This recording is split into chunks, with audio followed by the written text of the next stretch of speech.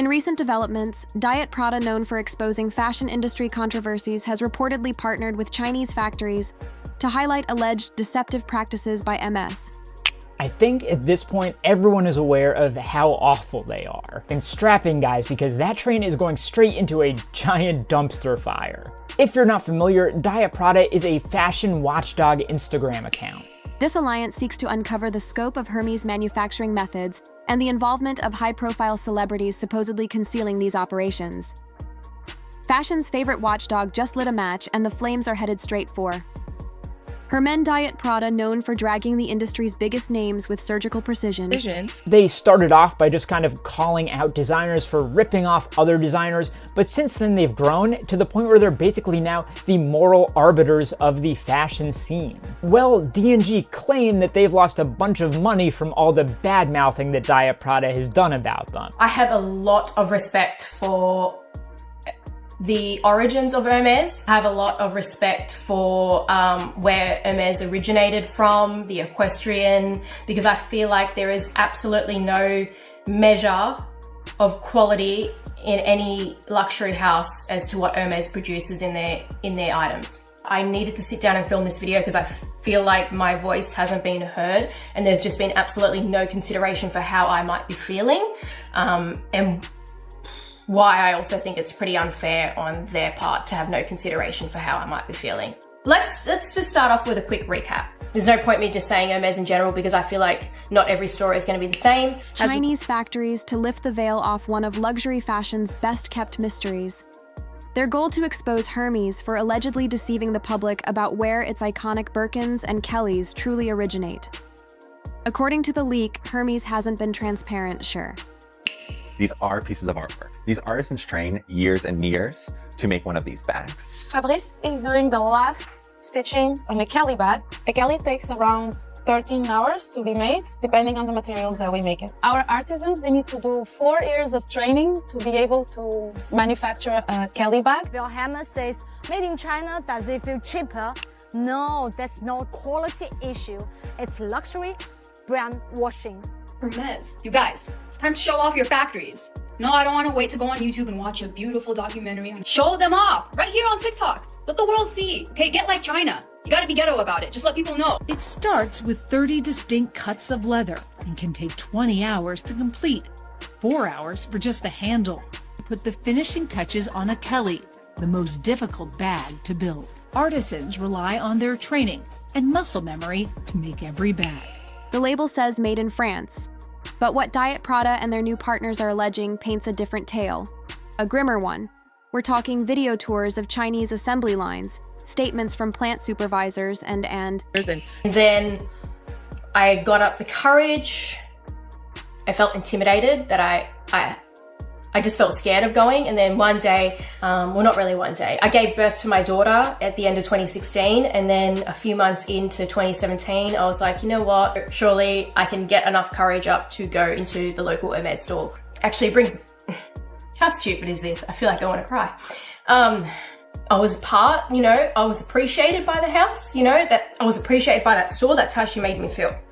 She passed me on to someone else who was really great as well. She was a lovely lady, but you know, it all started with her making me feel comfortable to go into the store. Let me just say, I've had another child since that, and I didn't have postnatal depression again. I've overcome that, and I feel very proud. Records showing transport paths that begin in Shenzhen and end in Paris, just in time to sew a flap stamp a logo and attach that artisan-crafted label. The partnership allegedly started when several Chinese vendors contacted Diet Prada with evidence they claimed. I'm not making excuses anymore on this channel. I have done so. I've made excuses for them, but I'm not making excuses anymore. It's quite evident I'm being treated like crap. But you know, I'm a fighter anyway. So I hope tomorrow that I wake up feeling better. It's an absolute joke. I don't get this treatment anywhere else. So hurtful. So wrong. The kind of terms that I would like it to ever be done. In everything I ever do, I feel like I'm honest. I feel like I couldn't lie for the life of me. Whether people believe me or not, that's their choice, whatever. Whether some people hate this video and some people think that I'm being salty, then whatever. Hermès has tried to hide for years. We're talking piles of production orders, procurement logs, and email threads that outline a strategic outsourcing plan. But this isn't just a call-out, is a full-blown industry takedown, and Diet Prada isn't backing down. If you've ever imagined an Hermès craftsman in a sunlit Parisian workshop, hand-stitching every seam with care, prepare for that dream to shatter. The Chinese factories involved are now offering the public a rare, unfiltered glimpse behind the orange box. And according to them, the bulk of these so-called French masterpieces are being mass-produced overseas. The components shipped in bulk, the logos pressed by machine, the process streamlined, rapid, and most importantly, inexpensive. They allege that Hermès operates like a global supply chain engine. Bags are constructed in Chinese plants using labor that costs a fraction of what a French artisan earns. Then in what they call a superficial pass-through, the nearly completed bags are shipped to France where a few quick tweaks, a strap adjustment, a stitch are made. That's all it takes to legally mark them as made in France. And here's the kicker. Those same factories claim Hermès has spent more on secrecy than on materials. That includes NDAs, gag orders, and pressure to stay silent. But not anymore, right? Because these factories say they're done complying. And now the myth of French exclusivity is unraveling, one leaked invoice at a time. Now here's where it gets even. Messier ecstasy of a pair of meat wash to them, with Diet Prada and Chinese factories joining forces.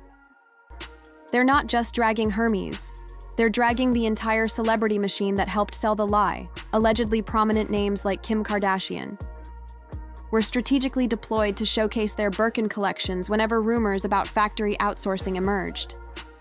The evidence reportedly includes internal marketing schedules that align with celebrity posts literally labeled visibility waves.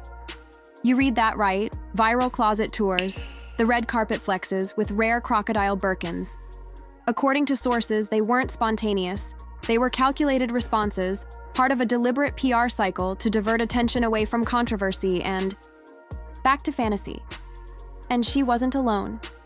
Whispers are circulating that other stars may have played the same game, accepting high six-figure partnership fees to keep the illusion alive, public-facing glam behind-the-scenes distraction. Now fans are raising questions luxury brands hoped we'd never ask. Was it really just love for fashion, or was it a payout to protect a cover-up? And as the internet starts connecting the dots between influencer posts and Hermès headlines, those glossy endorsement deals are looking less like taste and more like silence bought on demand. If Hermès thought this was just going to blow over, they forgot how the internet worked in 2025. Once diet products started sharing, TikTok erupted. Stitch after stitch creators analyzed every video, zoomed in on factory footage, matched influencer posts to news cycles, and started asking why nobody saw it sooner. The hashtag Hermès exposed soared to the top of fashion. Twitter Birkin Gate trended for 3 days straight on. Reddit and on Instagram, influencers who once flaunted their Hermès haul suddenly went radio silent, archiving posts, turning off comments, even deleting highlight reels. Meanwhile, watchdog accounts started emerging overnight, entire profiles dedicated to dissecting the alleged fraud frame by frame, invoice by invoice. Even resale platforms like The Real and Fashion File saw Birkin traffic plummet. One anonymous source reportedly said, "Buyers are hesitating. The aura is broken." And that's what hurts the most, because Hermès didn't just sell bags. They sold status. They sold trust. And now the internet is wondering if the brand lied about how their products are made. What else have they been lying about? This isn't just a paillon. It's a legal powder cake, with alleged factory records, transport logs, and internal brand timelines now circulating online. Hermès might be facing more than just a public backlash. Legal analysts are already commenting, warning that these documents could lead to regulatory probes in multiple countries, discussing false advertising, consumer deception, and violations of labeling regulations, especially if the Made in France stamp proves to be a glorified technicality. In the US, that alone could prompt FTC action. In the EU, oversight agencies might demand audits. And in Asia, where luxury goods are status lifelines, there's already talk about class action interest forming in Hong Kong and Seoul. But Hermès won't be the only ones sweating now that Diet Prada has shattered the glass on this entire ecosystem.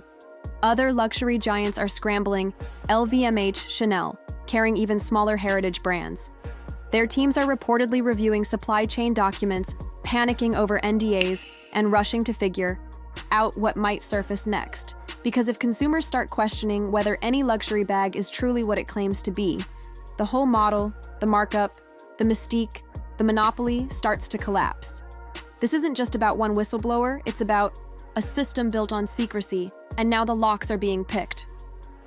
One of the most damning pieces of the whistleblower's latest release, a document labeled the Visibility Grid. It reads like a PR war manual. Allegedly drafted by Hermès marketing teams, the spreadsheet details which celebrities should post what and when right after news of a production issue breaks. Boom, a Birkin unboxing by a top-tier influencer during a union protest at a Chinese facility. Release a Vogue feature on French artistry. It's all timed, all deliberate. The document includes coded initials that fans are already decoding as KKBKRF and D believed to stand for Kim Kardashian, Beyoncé, Nolly's Rihanna, Fancy, and even Drake. Aubrey. The grid allegedly includes activation value tiers, showing how much each celeb was paid per post. If verified, this isn't just sneaky marketing, it's a corporate strategy built on deceit. And if more grids like this exist for other luxury houses, it means every celebrity closet tour you've ever seen might have been part of a crisis plan. As these documents go viral, influencers are scrambling. TikTok fashion enthusiasts who built entire brands around M's unboxings are now doing damage. Control fast. Some are claiming they had no idea. Others are going full ghost mode, archiving thousands of dollars worth of haul content overnight, and then there are the ones turning. A few courageous creators are speaking out, admitting they were offered affiliate codes or collaboration deals from Hermès reps, especially when bad press popped up. One even shared a DM allegedly from a PR team asking her to post her favorite Birkin moment. The same week factory protests surfaced in Asia. That DM is now part of a Reddit mega thread being called the Birkin Briefs. In the world of influencer culture, being called a sellout is one thing. Being accused of knowingly helping a luxury brand lie to millions, that's career-ending. Let's not sugarcoat it. This is bigger than MS. This is a warning shot to the entire luxury industry. And now, every brand with a Made in Paris tag and a 10x markup needs to pick a side: radical transparency or total collapse. Because here's the deal, it's no longer enough to drop vague words like heritage craftsmanship or timeless. Not when consumers have seen warehouse footage. Not when whistleblowers are leaking shipping manifest. Not when PR timelines are being dissected in real time on TikTok. If brands want to survive this reckoning, they need to show proof. Actual one.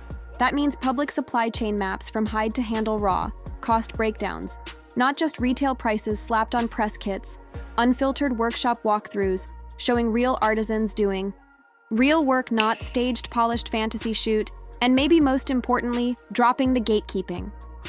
Because when you hide how the sausage, or in this case the Birkin, is made, people assume the worst. Some fashion experts say this is a golden opportunity. Moment for brands to pivot, come clean, and actually lead with honesty.